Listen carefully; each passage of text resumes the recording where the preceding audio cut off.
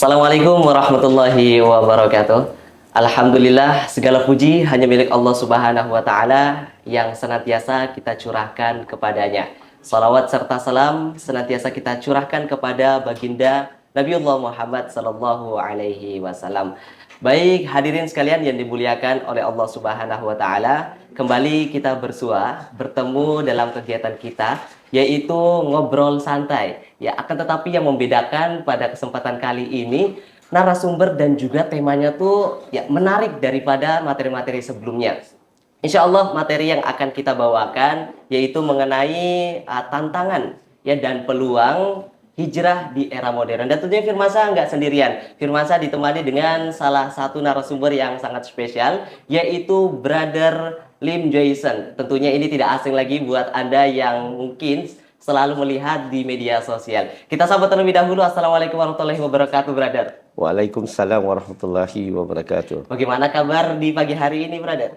Alhamdulillah, bagus. Alhamdulillah ya. Ya, sekarang Brother ini berada di Kota Makassar ya. Sudah membersamai kita semua ya, tentunya untuk jalan dakwah begitu. Nah, kira-kira bagaimana perasaannya pertama kali sampai ke Kota Makassar, Brother Lim? Pengalaman pertama datang ke sini rasa menarik pertama. Sebab saya tengok budaya di sini tak banyak beza dengan budaya di Malaysia. So agak dekat. Ya. Yang kedua menarik di sini adalah pengalaman adalah makanan di sini memang enak. Itu minat saya ni, saya memang sangat suka makan nasi Padang. Maka itulah bila datang ke sini saja daripada airport terus lanjut ke rumah makannya. Memang sedap sekali. Sedap sekali. Yang membedakan tadi katanya Indonesia nggak jauh beda dengan Malaysia. Yang tidak membedakan apanya ini, Brother Lim? Budaya. Budaya tengok pemakaian, budaya pakaian, pemakanan pakaian dan juga tingkah laku saya tengok lebih tak banyak beza dengan orang Melayu di Malaysia. Ya. Berarti nggak banyak tingkah sebenarnya kalau orang Indonesia. Mungkin buat Brother ini ya tidak kaget lagi untuk datang ke kota Makassar ini, terutama di negara Indonesia. Baik, Brother, mungkin pengalaman yang pertama kali datang ke kota Makassar, mungkin banyak tempat yang sudah dikunjungi. Kira-kira tempat apa saja nih, Brother, yang sudah dikunjungi? Saya kurang mengunjungi tempat. Ya, sebab biasanya bila saya datang ke Indonesia, saya fokus kepada buat kerja aja untuk kuliah, untuk latihan, untuk yang saya kunjungi hanya tempat makan saja. Kalau tempat bersejarah, tempat tu amat kurang sekali. Amat kurang sekali. Ya. Tapi mungkin udah ada tempat yang sebelumnya, sebelum datang kemari, Brother Lim, sudah ada tempat untuk menyebarkan dakwah. Kira-kira di mana itu, Brother Lim? Dekat lebih kurang seluruh Indonesia sebenarnya. Dah pergi ke Jakarta, Jogja, Medan, Bandung, Bali, lain-lain nama tak ingat, tetapi terlalu banyak tempat yang kami dah pergi beri latihan bagi perbincangan ya, untuk bagi kesedaran mengenai kepentingannya untuk menyampaikan dakwah. Luar biasa. Pengalaman dari Brother Lim ini, pemirsa sekalian, ya tentunya ini memberikan semangat buat kita untuk berjalan-jalan. Tentunya jalan-jalannya beda di sini ya, yakni untuk berdakwah ke berbagai daerah. Baik, Brother Lim, mungkin pembicaraan kita ini lebih mengarah ke ranah hijrah ya di era modern. Apalagi banyak anak muda yang mungkin lagi semangat-semangat untuk berhijrah, tapi pas lama-kelamaan lemas, loyo, hilang semangatnya begitu. Mungkin nanti kita bisa membicarakan hal ini. Akan tetapi boleh nih, sudah berapa lama Brother Lim ini berada di agama Islam atau masuk ke dalam agama Islam? Saya memeluk agama Islam lebih kurang 27 tahun yang lalu. Saya pernah beragama Buddha 13 tahun. Saya pernah beragama Kristian selama 14 tahun. Dan saya telah memeluk agama Islam 27 tahun yang lalu. Agak lama kan? Belum lahir lagi semua ni kan? So 27 tahun lah. 27 tahun. Nah, tentunya yang paling berkesan dari ajaran agama Islam, ya kenapa mau masuk dalam ajaran Islam? Tentunya kalau mau masuk dalam ajaran Islam, pasti tentu ada pandangan yang baik. Oh, ini Islam baik dan langsung masuk ke dalamnya. Kira-kira pandangan apa yang membuat Brother Lim itu masuk ke dalam agama Islam? Setiap orang yang masuk Islam ada sebab-sebab yang tertentu ya. Betul. Tetapi bagi diri saya, satu ayat Quran saja. yang paling penting. Banyak ayat Quran, tetapi satu ayat Quran yang bila saya baca ayat itu, message ayat itu terus melekat dalam hati saya. Terus macam magnetnya. Sebab ayat ini adalah ayat yang menceritakan tentang Allah Subhanahu Wa Taala. Okey, iaitu surah Al-Baqarah ayat 255. Dan ayat ini bagi tahu saya mengenai macam mana kita nak mengenali Tuhan. Artinya siapa Tuhan, siapa bukan Tuhan. Siapa pencipta, siapa ciptaan. Dan ayat ini kita boleh bezakan dengan begitu jelas sekali. Saya bagi contoh. Kalau Tuhan, syarat pertama dia mesti kekal.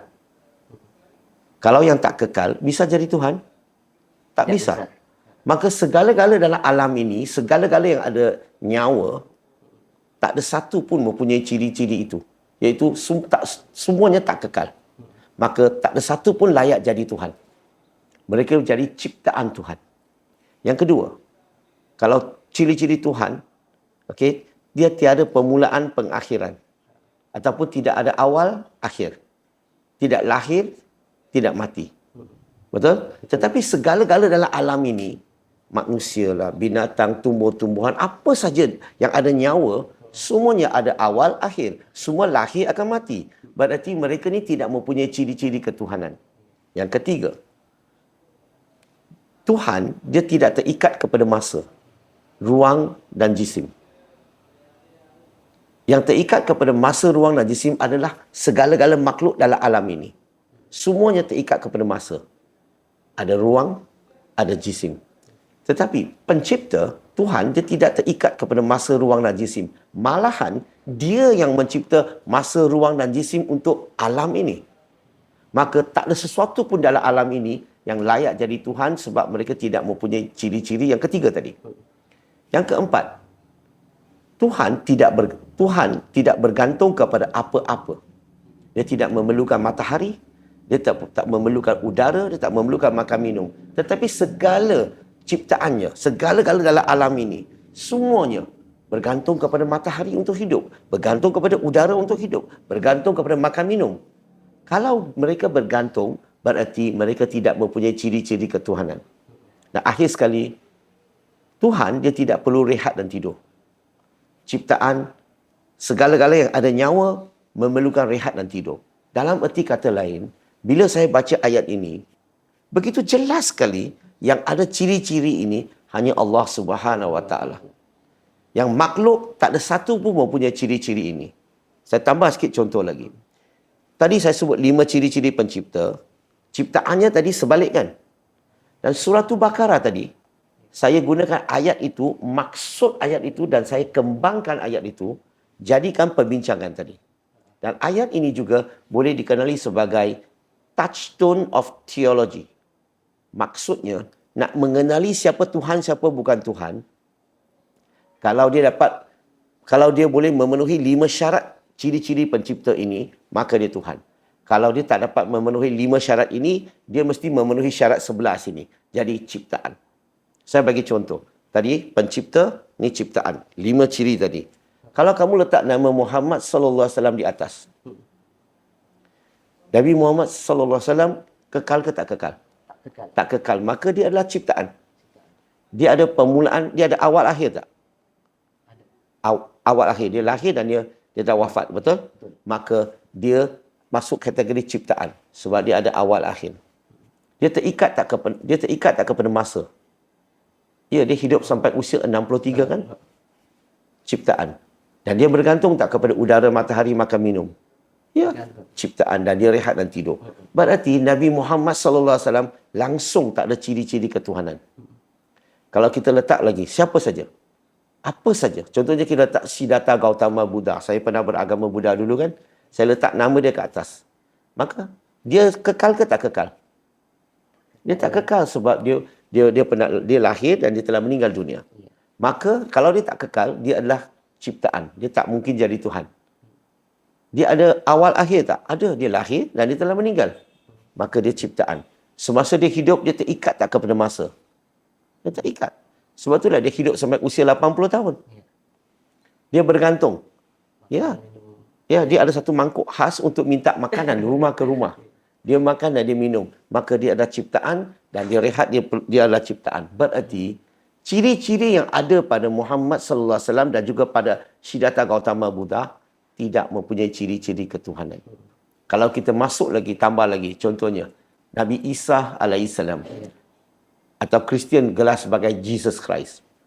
Okey, dari sudut kita orang Islam, kalau kita tengok, kalau letak nama Jesus ke atas, dia kekal ke tak kekal? Dari sudut kita orang Islam, dia tak kekal, betul? Betul. Dari sudut orang Kristian, ada dua pandangan, ataupun dua kategori di sini. Kristian percaya dia adalah Allah, dia adalah Tuhan. Itu satu. Tetapi itu apa yang mereka percaya, kita tak bincanglah. Kita nak bincang adalah apa yang disebut dalam kitab dia. Alkitab atau the Holy Bible. Kalau kita baca kitab dia, okey? Tengok kehidupannya. So dalam kitabnya sebut apa? Nabi Jesus Christ atau Isa alaihissalam, dia kekal ke tak kekal? Dia tak kekal. Kenapa tak kekal? Dalam Gospel of Matthew chapter 27 verse 46, dia sebut tentang Jesus mati di kayu salib. Mati maksudnya apa? Tidak kekal, atau? Kekal. So, maka dia adalah ciptaan. Dia ada awal akhir tak? Mengikut kitabnya, Gospel of Matthew, chapter number 2, verse 1, he was born in Bethlehem. You were born in Makassar. He was born in Bethlehem. Dia lahir di Bethlehem. Maka dia ada awal. Dia ada permulaan. Maka dia adalah ciptaan. Dia terikat tak kepada masa, ruang dan jisim? Dia terikut. Kenapa terikat? Sebab dia hidup di dunia ni sampai usia 33 tahun. Yang keempat, dia bergantung tak semasa hidup? Kalau kita baca kitabnya, yang bernama Gospel of Luke, chapter number 4, verse 1 to number 10, dalam kitab tersebut, dia digoda oleh syaitan dan dia berpuasa selama 40 hari. Selepas itu, dia mula rasa lapar. Dia lapar dan haus, dia mau cari makanan. Dia bergantung tak kepada makanan tu? Makan minum. Ya, maka dia adalah ciptaan dan dia rehat dan tidur. Berarti Muhammad SAW, Buddha, Jesus atau apa-apa saja kamu letak nama, semua ni kalau ketiga-tiga mereka ni orang yang alim, orang yang warak, mungkin Nabi Muhammad SAW, Jesus, Nabi Muhammad SAW, kedua-dua mereka adalah Nabi dan Rasul. Siddhartha Gautama Buddha mungkin orang yang alim, orang yang warak. Ada kemungkinan dia adalah Nabi dan Rasul tapi yang tidak disebut nama oleh Allah Subhanahu Wa Taala. Tapi mereka ni orang yang baik, kita hormat mereka, okey? Tapi kita tidak menyembahnya sebab dia tidak mempunyai ciri-ciri ketuhanan. So, apa yang menarik saya tu, kamu tanya, ayat Quran tu, inilah yang buat saya tertarik kepada agama Islam. Selain dari konteks ketuhanan, mungkin ada sikap dari orang Muslim yang mungkin Brother Lim ini kagum dengan Islam itu sendiri. Entah itu dari perilaku, perkataan, dan lain sebagainya. Apa itu berpengaruh buat Brother Lim ini masuk ke dalam Islam? Yang, kalau nak lihat pengaruh ni, salah satunya adalah Al-Quran. Saya pernah buat satu kajian, saya letak semua kitab-kitab agama dunia. Semua kitab-kitab agama dunia. Dan saya letak syarat-syarat. Kalau saya nak terima mana-mana satu kitab, syarat pertama, dia mesti, kitab itu, dia mesti ada original dulu. Okey? Mari kita tengok, apa kitab di dunia yang kamu tahu yang ada ada kitab yang asli, kitab yang original. Quran, kita ada original tak? Kita ada Quran yang original. Dalam bahasa Arab tu, itulah Quran yang original. Tapi kitab-kitab agama lain, ada original tak? Contoh, saya bagi contoh. Dalam agama Buddha, kitabnya, Tripitaka, dalam bahasa Pali. Okey? Kitab yang mereka ada hari ini, mereka tidak ada yang asli. Kenapa tidak ada asli? Sebab kitab itu ditulis 500 tahun selepas kematian Siddhartha Gautama Buddha. Persoalannya, apa yang ditulis kemudian 500 tahun kemudian, pasti ke itu kata-katanya? Berarti kalau kamu tidak ada kitab yang asli, maka bagi diri saya tidak layak jadi kalam Allah. Sebab kalau kalam Allah, mesti Allah peliharanya. Contohnya dalam kitab Bible, Injil. Orang Kristian tidak mempunyai kitab original. Original tu dalam Old Testament tu sepatutnya dalam bahasa ancient Hebrew and ancient Aramaic. Okay? Mereka tidak ada. Okay? So, original tak ada. Lain-lain saya tak perlu sebutlah, terlalu banyak kan. Tapi point saya di sini, kalau dia boleh memenuhi ciri pertama, ada original, baru kita boleh bincang. Kedua, bahasa asal ni kitab. Dalam kitab agama-agama lain, bahasa asal, macam contoh, bahasa asal Islam, Quran tu apa? Bahasa Arab. Bahasa Arab ni, orang bercakap tak? Orang belajar tak? Orang menulis tak? Orang menghafal tak? Orang berdialog tak? Berarti dia bahasa tu hidup. Orang menggunakannya, orang mengamalkan dia.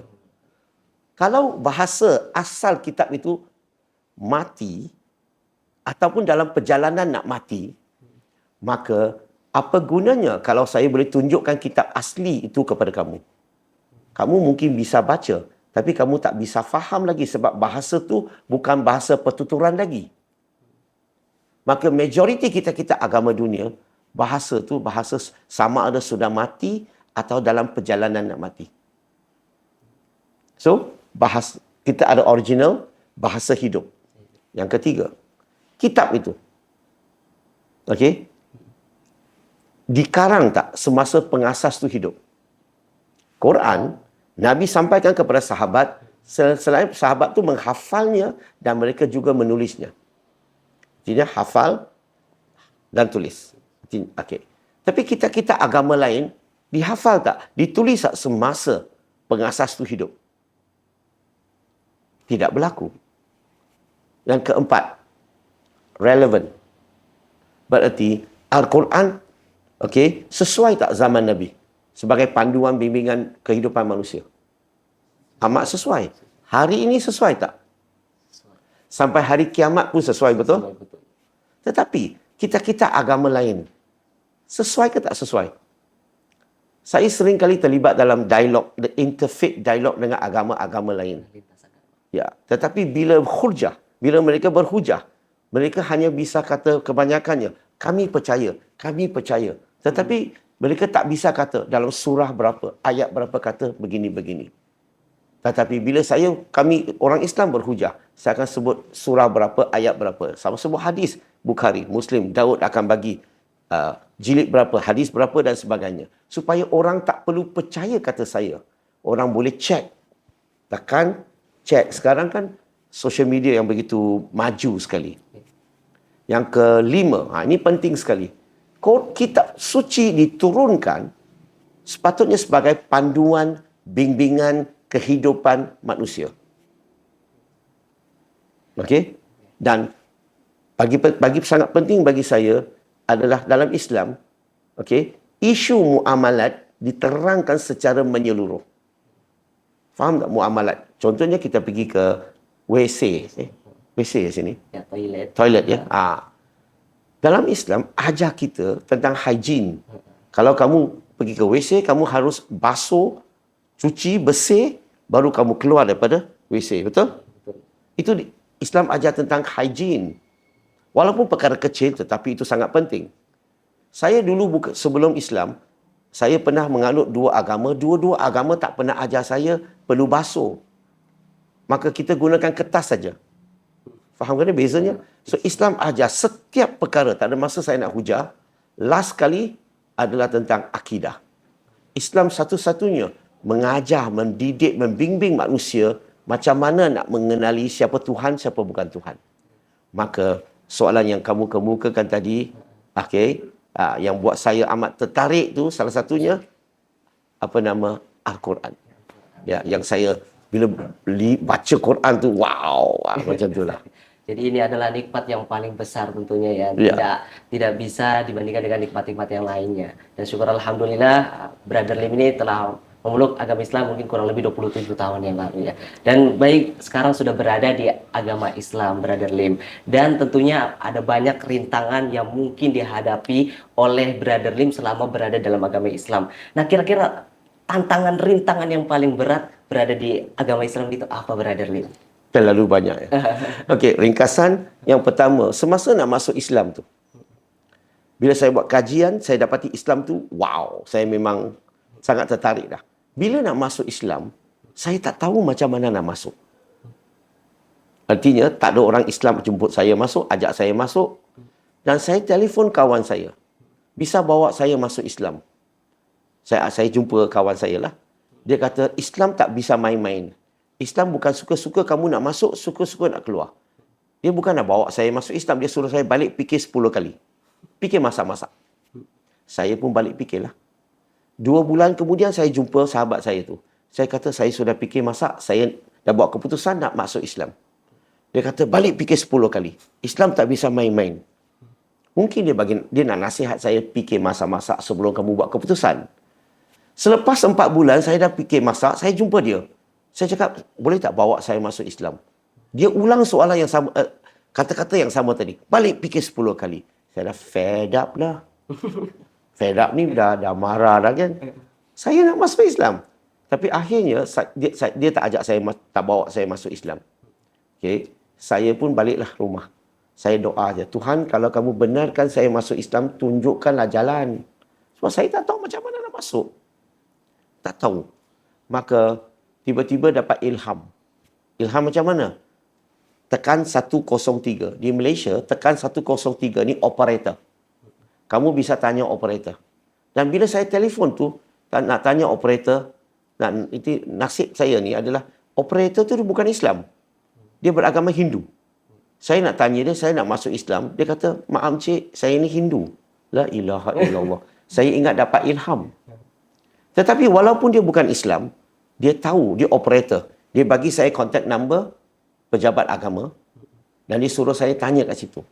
Dan Alhamdulillah, memang tepat tempat masuk Islam. Masalahnya, bila saya nak pergi tu, sangat takut. Tak ada kawan, tak ada orang teman, kena pergi seorang. Tak tahu apa yang akan berlaku. Takut. Walaupun cuaca sejuk, berpeluh. Bila saya sampai ke tempat yang nak memeluk agama Islam, ustaz daripada jauh tu nampak saya, dia senyum. Itu bagus. Jangan tunjuk muka marah-marah. Jangan tunjuk muka pecah rumah. Atau orang hutang duit tak bayar. Maka ustaz tu senyum. Alhamdulillah. Dan bila dia dekat dengan saya, dia ulurkan tangan, dia kata selamat datang. Saya kata terima kasihlah. Tetapi berlaku sesuatu yang tidak diingini. Ustaz sudah salam saya. Tak dah cukup. Dia nak peluk saya. Saya tak bagi. Sebab kita orang Cina, lelaki tak peluk lelaki. Itu gay. Dia mau peluk saya tak bagi. Saya tiap kali saya elak. Tapi apa boleh buat? Badan dia besar. Dia tangkap saya, dia peluk saya. Yang saya rasa sangat tak selesa. Dahlah janggut dia. Dia letak kat pipi saya tak selesa. Sebenarnya orang yang nak masuk Islam, tak perlulah kita main peluk-peluk dulu. Tak perlulah letak janggut dia kat muka dia. Betul? Bila time nak masuk Islam, nak mengucap 2 kalimah syahadah. Ustaz kat depan, ada 2 saksi. Dia baca 2 kalimah syahadah, dia suruh saya ulangi.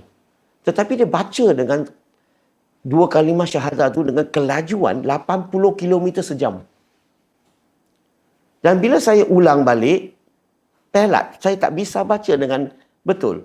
Maka kedua-dua saksi itu asyik ketuk meja. Tak sah. Ketuk meja. Tak sah. Selama 20 minit saya ulang syahadah. Asyik tak sah aja. Dan selepas 30 minit baru dia sahkan saya. Sahkan saya bukan kerana saya baca 2 kalimah syahadah dengan tepat. Sahkan saya sebab ketiga-tiga mereka sudah penat. Sudah capek. Ya. Maksud saya, cara kita nak menguruskan orang yang nak masuk Islam, kita tidak menggunakan cara hikmah. Kadang-kadang cara yang kita nak pastikan dia baca dengan tajwid yang betul. Bisa ke orang yang bukan Islam, tak tahu bahasa Arab, tiba-tiba you nak dia baca dengan tajwid yang betul? Yang penting memahami maksud 2 kalimah syahadah. Bukan baca dengan tajwid yang betul. Kalau wajib baca dengan tajwid yang betul, orang bisu macam mana nak masuk Islam, sampai mati pun tak betul. Dalam Islam, kita sepatutnya permudahkan, bukan susah-susahkan. Kita bagi berita baik, bukan menakut-nakutkan. Dan selepas 2 kalimah syahadah, Ustaz bincang dengan saya, dia kata, sekarang ni kita kena, di Malaysia kita kata potong. Di sini panggil apa? Sunat. Khitan. Dia kata mau potong. Takut. Sepatutnya relax dulu. Dan saya tanya ustaz tu, sakit tak? Khitan tu. Dia kata tak ada sakit. Macam semut gigi. Otak dia. Sakit. Sakit 2-3 minggu. Sepatutnya kita bagi tahulah dia sakit sikit, tetapi makan painkiller dia dapat kurangkan. Memanglah potong kulit memang akan sakit. Mana ada potong kulit tak ada sakit. Maksud saya kadang-kadang masuk Islam agak cabarannya. Salah satu cabaran yang paling besar masuk Islam adalah saya banyak, bila dah masuk Islam, semua orang Islam tahu saya masuk Islam, semua mau jadi ustazah untuk saya. Semua mau nasihat saya. Tapi bukan ada ilmu. Oh, Brother Lim, kamu dah masuk Islam, kamu tak bisa pakai chopstick. Oh, kamu dah masuk Islam, kamu tak bisa cakap Cina. Kamu dah masuk Islam, tak bisa. Ini apa punya agama? Sepatutnya, bila kita nak didik orang yang masuk Islam, bukan mula dengan hukum hakam. Mula dengan akidah.